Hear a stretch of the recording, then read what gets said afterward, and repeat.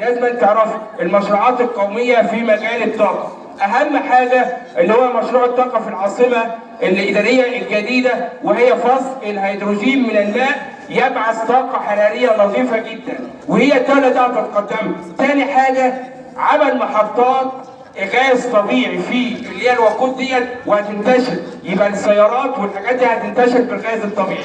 يبقى احنا مدرستي كفر ميت الحارون وسراب الدين نعنوا مع جهود الدوله وانتشارها في المشاركه في ساعه الارض اللي انتوا هتعرفوها والممارسات وجهود. نشكر جهود الدوله اللي عملت اول حاجه تغيير الكابلات المتهالكه بتغيير كابلات اخرى. تاني حاجه عملت ايه دولتنا الحبيبه؟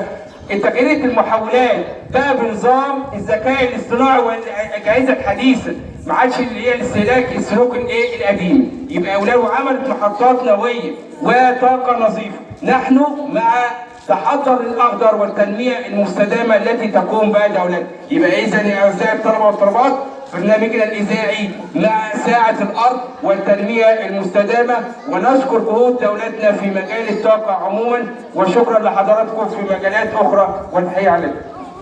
شكرا.